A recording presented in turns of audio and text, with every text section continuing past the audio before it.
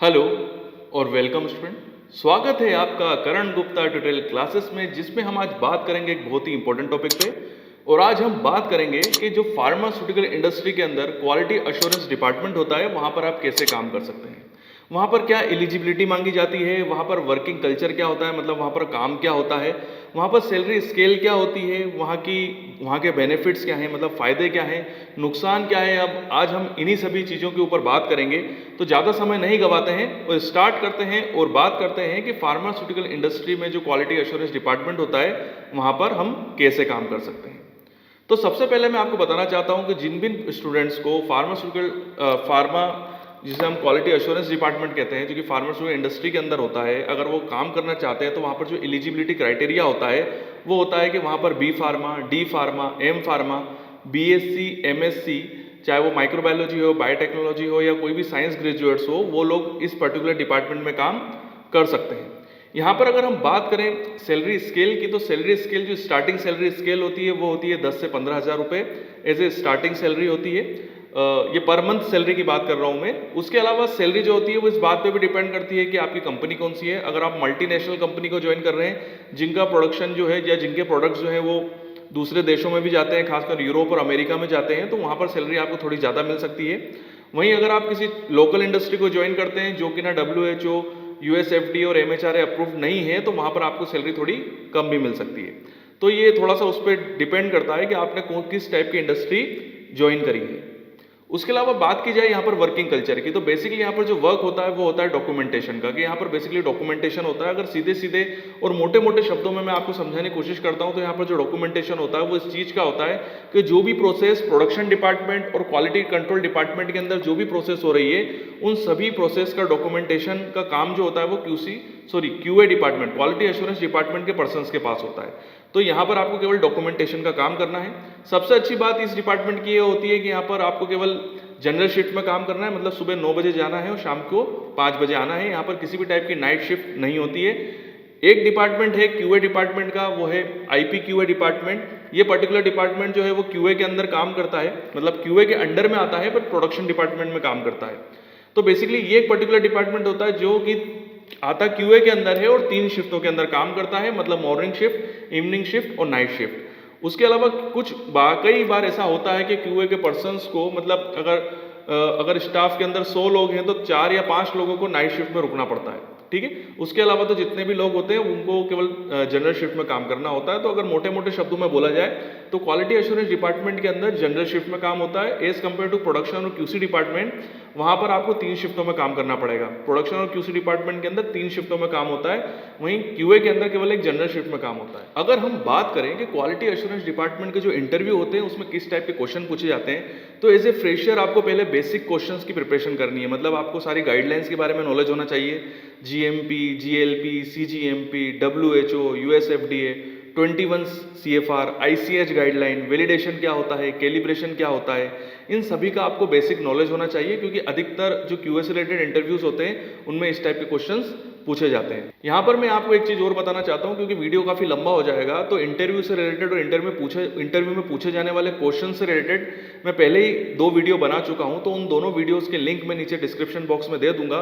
तो उन वीडियोस को देख के आपको पूरा नॉलेज हो जाएगा और पूरा आपको पता चल जाएगा कि जो QA से रिलेटेड इंटरव्यूज होते हैं उसमें किस टाइप के क्वेश्चंस पूछे जाते हैं। तो मैं एक एक क्वेश्चंस नहीं बताने वाला हूँ, बट मैंने आपको थोड़ा सा बेसिक बता दिया है, और भी अगर आप जानना चाहते हैं तो आप मेरे वो वीडियोस देख सकते हैं। यहाँ पर मैं आपको QA डिपार्टमेंट की खासियत ये बताना चाहता हूँ कि ये एक ऐसा डिपार्टमेंट होता है जो कि प्रोडक्शन डिपार्टमेंट और क्वालिटी कंट्रोल डिपार्टमेंट के वर्क्स पे नजर रखता है, उनके किए हुए काम को रिव्यू करता है और उनका डॉक्यूमेंटेशन करता है।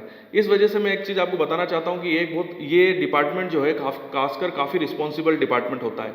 यहाँ पर जो आपके सिग्नेचर होंगे ना, वो बहुत ज़्यादा मायने रखते हैं, इसीलिए आपको काफ़ी रिस्पॉन्सिबिलिटी के साथ काम करना है। क्योंकि जब भी कभी भी फार्मा इंडस्ट्री के अंदर रिव्यू होता है, तो रिव्यू के अंदर सबसे ज़्यादा जो चेक किए जाते हैं, रिव्यू नहीं ऑडिट होता है, तो जितने भी, चाहे वो WHO का ऑडिट हो, USFDA का ऑडिट हो, MHRA का ऑडिट हो, ठीक है, या जितने भी ऑडिट होंगे, जो भी गवर्नमेंट अथॉरिटीज़ जो आपकी इंडस्ट्री के अंदर चेकिंग के लिए आएंगी, वो सबसे पहले क्यूए डिपार्टमेंट के अंदर ही जाती हैं और सारे डॉक्यूमेंट्स को रिव्यू करती हैं। तो वहाँ पर आपका जो रोल है वो काफ़ी इंपॉर्टेंट होने वाला है। तो अगर आप कोई गलती करते हैं तो सारी बात आपके ऊपर आने वाली है। अगर आपने कोई डॉक्यूमेंट गलत रिव्यू करा है या बिना चेक किए ही साइन कर दिया है, तो बाद में अगर वो चीज़ पकड़ में आ जाती है तो आपको एक बहुत बड़ी प्रॉब्लम फेस करनी पड़ सकती है।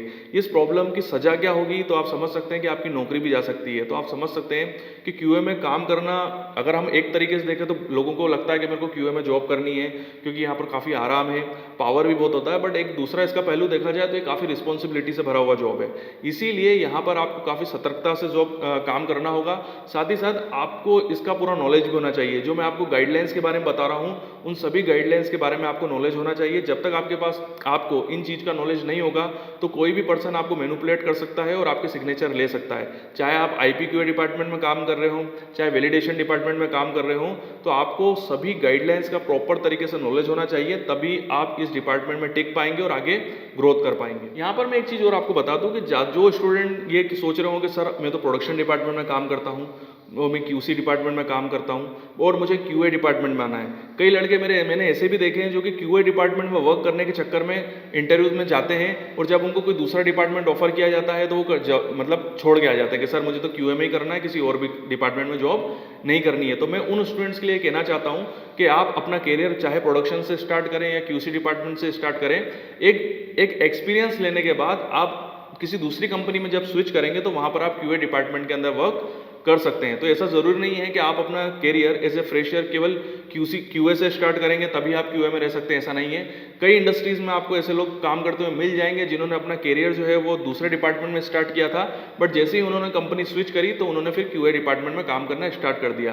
तो वो स्टूडेंट जो कि क्यूए में काम करना चाहते हैं तो वो ये ना सोचे कि जब तक मुझे क्यूए की जॉब ऑफर नहीं होगी तब तक मैं अपना करियर स्टार्ट ही नहीं करूंगा। आप अपना करियर स्टार्ट कीजिए, चाहे आपको कोई भी डिपार्टमेंट ऑफर हो, और आप जब दूसरी कंपनी स्विच करें तो वहां पर आप क्यूए डिपार्टमेंट में जॉब कर सकते हैं। तो ये एक बहुत इंपॉर्टेंट चीज़ है जो आपको पता होनी चाहिए। उसके अलावा मैं आपको एक चीज़ और बता दूं कि क्यूए डिपार्टमेंट में काम करने वाले लोग सबसे जल्दी प्रमोट होकर कॉर्पोरेट डिपार्टमेंट के अंदर जाते हैं या कॉर्पोरेट के अंदर काम करते हैं। कॉर्पोरेट वो एक ऑफिस होता है जो कि किसी भी बड़ी इंडस्ट्री का सबसे बड़ा सेंट्रल हब होता है, जो सभी प्लांट्स को एक तरीके से मॉनिटर करते हैं, या आप कह सकते हैं कि सबसे ऊपर सबसे बड़ी पोजीशन होती है। तो वहाँ पर काम करने का सपना सभी देखते हैं और सबसे ज़्यादा जो लोग कॉर्पोरेट में प्रमोट होते हैं या जाते हैं काम करने के लिए वो सबसे ज़्यादा क्यूए के होते हैं। तो क्यूए में काम करने का एक बहुत बड़ा बेनिफिट भी है। बट यहाँ पर मैं एक चीज़ आपको बता दूं कि क्यूए डिपार्टमेंट जो होता है बेसिकली उसमें जो सैलरी ग्रोथ होती है वो एज़ कम्पेयर टू प्रोडक्शन और क्यूसी डिपार्टमेंट से थोड़ी सी कम होती है, क्योंकि कंपनी को भी पता है कि क्यूए डिपार्टमेंट के जो पर्सन है, मतलब क्यूए की जॉब हर कोई चाहता है, और ये चीज़ें जो होती है ना कंपनी को भी पता होती हैं। इसीलिए वो कई बार क्या करते हैं कि लड़कों की जो सैलरी स्केल है ना वो धीरे धीरे बढ़ाती हैं और लड़के इसका विरोध भी नहीं करते हैं, क्योंकि कंपनियां ये कहती है कि अगर आपको सैलरी से प्रॉब्लम है तो आप ये जॉब छोड़ सकते हैं या डिपार्टमेंट स्विच कर सकते हैं। बट लड़कों को ये लगता है, लड़के मैं वर्ड यूज़ कर रहा हूँ बट इसमें लड़कियाँ भी आ रही हैं, कि क्यों डिपार्टमेंट छोड़े, क्यूए जैसा डिपार्टमेंट किसको मिलता है।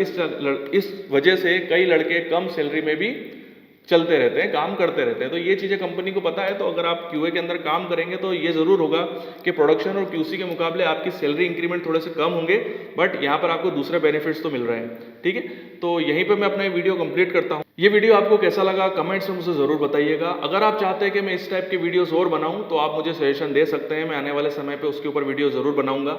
आपके उज्जवल भविष्य की कामना करता हूं और यूं ही बने रहिए मेरे साथ। अगर आप भी इन इंस्ट्रूमेंट्स पे ट्रेनिंग करना चाहते हैं तो you are most welcome in our institute. हमारा पता और ईमेल आईडी मैंने नीचे दिया हुआ है, तो यहां पर आप मुझे मेल कर अपनी इंफॉर्मेशन, अपने कॉन्टेक्ट नंबर मुझे सेंड कर सकते हैं। और साथ ही साथ हमारे पास कौन कौन से इंस्ट्रूमेंट्स है तो उसकी लिस्ट में आपको साइड में सेंड कर रहा हूं। तो यहां पर आप देख सकते हैं कि हम किस किस टाइप के इंस्ट्रूमेंट्स में ट्रेनिंग कराते हैं। और अगर आप कोई मास्टर डिग्री कर रहे हैं, कोई पीएचडी कर रहे हैं या किसी भी प्रोजेक्ट वर्क से जुड़े हुए हैं, और अगर आपको किसी इंस्ट्रूमेंट्स की रिक्वायरमेंट है और वो इंस्ट्रूमेंट आपके पास नहीं है, तो हम साथ ही साथ कंसल्टेंसी सर्विस भी प्रोवाइड कराते हैं। तो उससे रिलेटेड भी अगर आप कोई भी इंफॉर्मेशन जानना चाहते हैं तो आप मुझे मेरे पर्सनल मेल आईडी पे मेल कर सकते हैं। नीचे मैंने अपना मेल आईडी दिया हुआ है। और मैं अपने उन स्टूडेंट से बात करना चाहता हूं कि वो स्टूडेंट जिनको कोई डाउट है, कोई क्यूरी है, बट कमेंट्स बॉक्स में कई बार ऐसा होता है कि वो क्यूरी और डाउट इतने बड़े होते हैं कि मैं कमेंट्स बॉक्स में उनको उनके आंसर सही तरीके से नहीं दे पाता हूं, तो आप मुझे मेरे इंस्टाग्राम पे फॉलो कर सकते हैं। ये मेरा इंस्टाग्राम आईडी है, तो यहां पर मैं आपसे डायरेक्टली कांटेक्ट में आ जाऊंगा और आप मुझे डायरेक्टली क्वेश्चन पूछ सकते हैं और मैं आपके सारे डाउट जरूर क्लियर करूंगा। तो वीडियो देखने के लिए थैंक यू वेरी मच और यूं ही बने रहिए मेरे साथ।